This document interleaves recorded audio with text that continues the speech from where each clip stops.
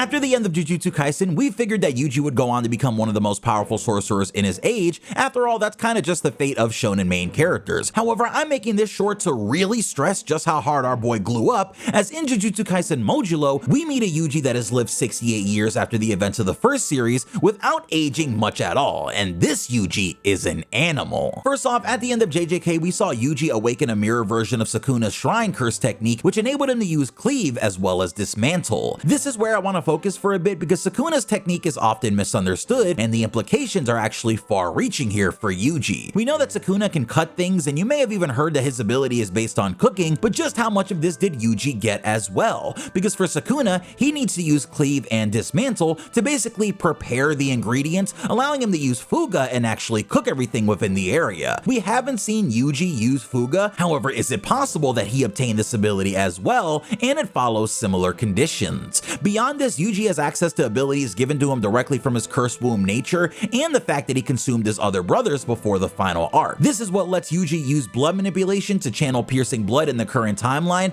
However, since blood manipulation can be used in multiple different ways, this also implies that Yuji not only has access to flowing red scale, which we saw both Noritoshi and Choso use, but I'd imagine that he didn't stop at just learning piercing blood from Choso, but also got an idea for how to use supernova, blood meteorite, crimson binding, Choso's blood edge ability that let him create weapons out of blood, or even Wing King, which Choso not only mimicked in his fight against Kinjaku, but Yuji also saw firsthand in his fight against Esso in season 1. This altogether paints Yuji as extremely versatile, especially when you factor in the fact that he has a domain expansion that likely lets him tear someone's soul to shreds, and could theoretically awaken another domain for his blood manipulation abilities or integrate them into his existing one. So it's safe to say that Yuji Itadori has become one of, if not the most powerful sorcerers to ever exist within JJK. However, with that said, let's discuss if he could beat the strongest alien out there, Deborah.